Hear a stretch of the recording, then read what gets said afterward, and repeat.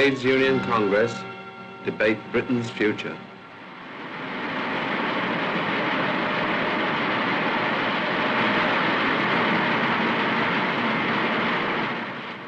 Yes, there are 7 million of us in Britain's trade unions. On every job there's a trade union to represent the workers, to speak on their behalf in the workshop, as well as round the national conference table. That's our father of the chapel, standing over there, talking to the works manager. We printing workers elect him to go between us and the management, to settle any differences that may arise during the night's work, to see that the provisions of the joint agreement signed by the management and our trade union are carried out. It's the same in every branch of industry. Wherever there's production, the men and women on the job find they need an organization to look after their interests, find they need a trade union. Take a big place like this. Against the scale and size of these works, the individual seems small, helpless, and unimportant. The men and women employed here need someone to speak for them as a body, need someone to handle their day-to-day problems.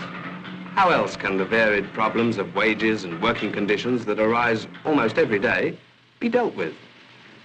So the men and women on the job choose a shop steward, whose duty it is to be the voice of his fellow workers. Working on the job himself, he is elected by the workers in one small section of industry and is recognized by the management as the workpeople's delegate, to speak for them in all that affects the men and women employed in that section. Perhaps a pay calculation is wrong. It is the shop steward's job to get it put right. In a place like this, the shop steward usually takes the matter to the departmental foreman, and through the departmental foreman, it will usually be put right at once. Things like this crop up frequently. Their prompt settlement ensures the smooth working of industry. In this way, mistakes or grievances in shop or department can speedily be righted by brief discussion between management and workers' representative. At the branch meeting of the trade union concerned, the shop steward will report all his actions to the local members. They will decide the rights and wrongs of matters he brings forward. In the give and take of free discussion, workshop problems are hammered out. Wrongs and injustices ventilated will be remedied. The majority vote decides, and so the actions of the shop steward are controlled by the trade union members themselves. But some of the issues that arise between work people and managements may affect many more than just those on the one job. Such matters have to be discussed by the entire union and perhaps negotiated nationally with the employers. So, through the trade union branch, it will be referred to the area or district committee of the union, and from there, if need be, to the national executive of the union, which is governed by rules and decisions made by conferences of delegates representing all the members. In this case, the union represents workers on all kinds of jobs and in all kinds of industries. Their General Secretary, Mr. Charles Dukes, may have to take the problem beyond the councils of his own union to the General Council of the Trades Union Congress, where matters of concern to all organized workers in all industries are discussed. The Trades Union Congress represents every form of trade unionism in Great Britain, and there are many different kinds of unions. Mr. M. Hodgson, for example, is on the General Council representing boilermakers, a group of highly skilled craftsmen.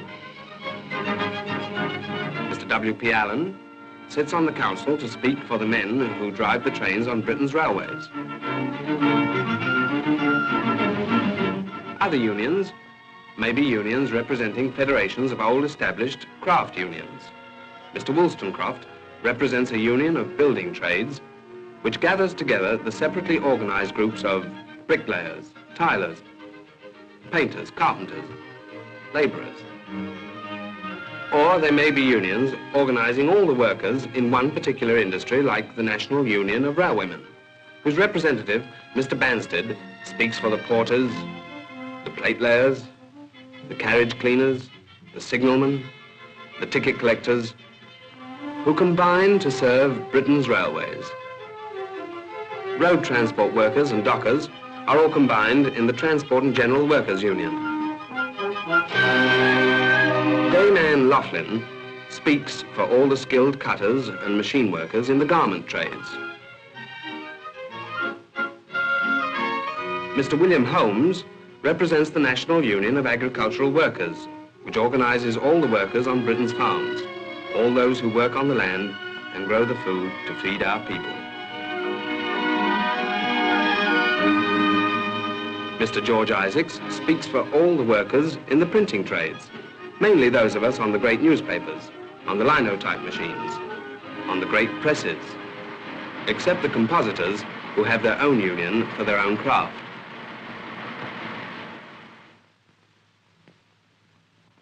The form of union organization varies, but all unions do much the same job.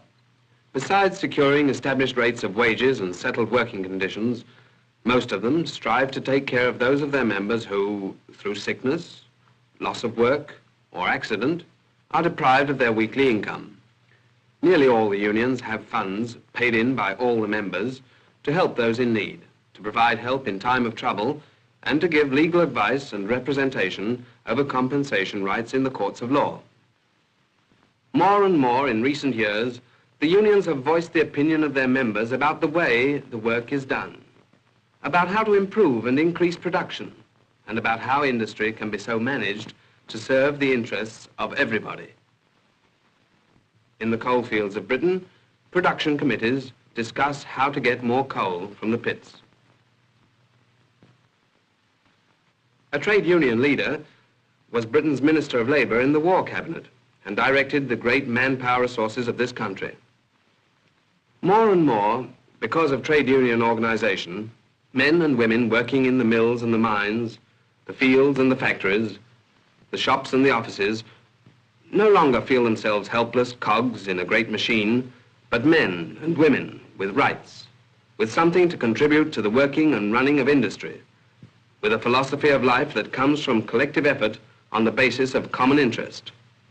Working in field and factory teaches men and women how much we depend on one another, that by ourselves we're helpless. Together, we can help make the world a much better place to live in. That is really what trade unionism is, an organized expression of the simple idea that together, all people can better themselves. Each for all and all for each is an old trade union slogan.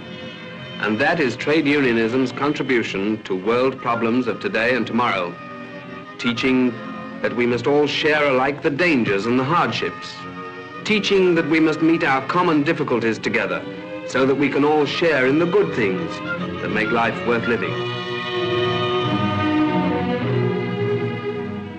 We British trade unionists look ahead, beyond day-to-day matters, to great and wide social changes. Our aim is not only to improve conditions for our own members, but to build a nobler and better world for all men, so that all who work for the common weal, who build the boats to bridge the world, who weave the cloth to clothe the world, who build the homes to house the world, who harvest the fruits of land and sea to feed the world, shall have voice in the world's government and shall share in the good things their labor produces.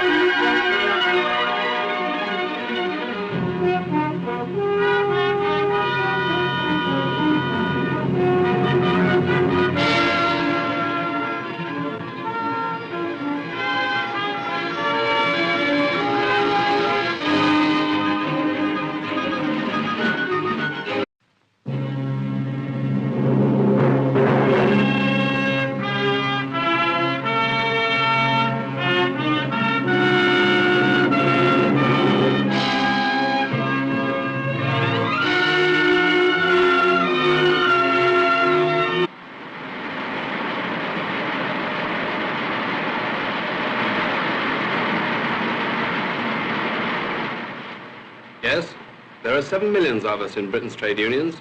On every job, there's a trade union to represent the workers, to speak on their behalf in the workshop, as well as...